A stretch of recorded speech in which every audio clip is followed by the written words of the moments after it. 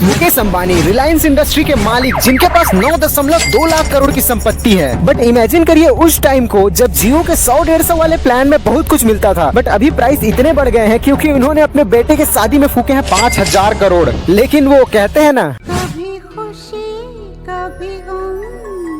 क्योंकि अब इंडिया में एंट्री हो रही है यार इलॉन मस्क की, जो ओनर हैं Tesla, solar city, boring company, Neuralink, Starlink, x, space x, Baazigar x. By the way last वाला इस चैनल का नाम है वो तो बस यार राइम कर गया, एक्स, स्पेस एक्स, बाजीगर एक्स।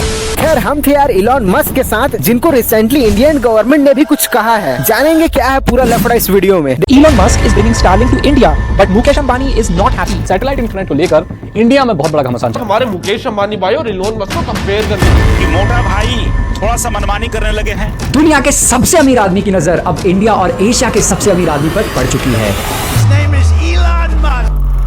देखो मोटा भाई के आने से पहले यहाँ काफी सारे टेलीकॉम ब्रांड थे, बट वो सारे इतने एक्सपेंसिव थे कि उन्हें अफोर्ड कर पाना काफी टफ था। लिटरली 100 रुपए में भाई 1 GB देते थे। मतलब लोगों का शोषण नेक्स्ट लेवल पे चल रहा था, क्योंकि लोगों के पास कोई और ऑप्शन नहीं था यार उस टाइम पे। बट इसी बीच एंट्री होती है हमारे मोटा भाई AKA मोटा भाई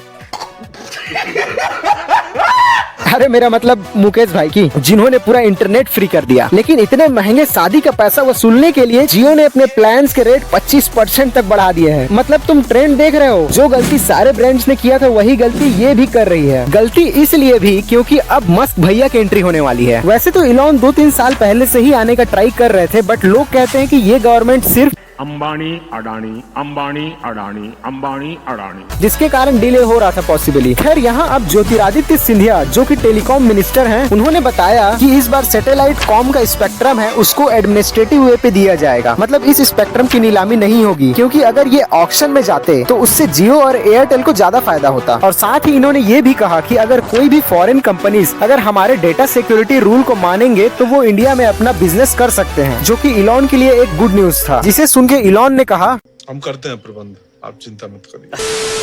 अब देखते हैं दोनों में इंटरनेट काम कैसे करता है, जिससे आपको पता चलेगा कि स्टारलिंक क्यों बेस्ट हो सकता है। पहले जियो की बात करें या बेसिकली टावर से चलने वाले नेटवर्क की बात करें, तो सपोज आपने अपने मोबाइल से कुछ सर्च किया, तो प्रोसेस ये है कि आपका रिक्वेस्ट पहले आपके नजदीकी टावर तक पहुंचेगा, फिर वहां से वो रिक्वेस्ट ऑप्टिकल फाइबर के जरिए इंटरनेट सर्विस प्रोवाइडर तक पहुंचेगा, जैसे यहाँ जियो है। फिर यहाँ से ग्लोबल इंटरनेट में जाएगा। ग्लोबल इंटरनेट मतलब ये ऑप्टिकल फाइबर्स का जाल है जो पूरे दुनिया में फैला हुआ है। काइंड ऑफ हाईवे कह सकते हैं डेटा ट्रांसफर के लिए। हाँ, तो फिर इस हाईवे से होते हुए वेबसाइट सर्वर तक पहुंचेगा, जहां डेटा स्टोर होते हैं। वहां से रिक्वेस्ट का रिप्लाई यानी डेटा अगेन रिवर्स लेयर में आपके पास आ जाएगा। और इन सभी प्रोसेस को होने में कुछ मिली सेकेंड लगते हैं, जिन्हें ऑब्वियसली आपने फील किया ही होगा, लाइक सिंगल क्लिक में वीडियो का ओपन होना एंड ऑल। यहाँ आपने एक चीज नोटिस किया होगा कि मैंने कहा नजदीकी टावर को रिक्वेस्ट भेजा जाता है। मतलब अगर आप टावर के पास नहीं हो तो इंटरनेट यूज करना मुश्किल है, और इसी मुश्किल को दूर करने का काम करता है स्टारलिंक। देखो प्रोसेस इसमें भी ऑलमोस्ट सेम होते हैं, बट टावर की जगह सैटेलाइट का यूज होता है, जिसको इलॉन की स्टारलिंक, जो कि स्पेस एक्स का ही पार्ट है, वो ऑपरेट करती है। ये लोग सैटेलाइट को रॉकेट के थ्रू लोअर अर्थ ऑर्बिट में सेंड करते हैं। लोअर अर्थ ऑर्बिट 500 से 600 किलोमीटर अर्थ सरफेस से ऊपर स्पेस को कहा जाता है, जहां मोस्टली सैटेलाइट को भेजा जाता है। अगर इससे थोड़ा और ऊपर जाते हैं तो जियो स्टेशनरी ऑर्बिट मिल जाएगा, जो कि 36,000 किलोमीटर के अराउंड पड़ जाएगा, जहां बड़े सैटेलाइट्स ऑपरेट करते हैं। अगर बात करें स्टारलिंक की, तो इसमें सबसे पहले डेटा रिक्वेस्ट डिश एंटीना से होते हुए सैटेलाइट तक पहुंचेगा, फिर वहां से स्टारलिंक के ग्राउंड स्टेशन में भेजा जाएगा, जो अगेन उस रिक्वेस्ट को ग्लोबल इंटरनेट को भेजेगा, जहां से सर्वर तक पहुंच जाएगा और रिवर्स में आपको डेटा रिसीव हो जाएगा। मेजर बेनिफिट्स यही है कि ग्राउंड इंस्टॉलेशन में ज्यादा खर्च नहीं करना पड़ता टावर वगैरह में, बस आपको इनका एंटीना लेना पड़ेगा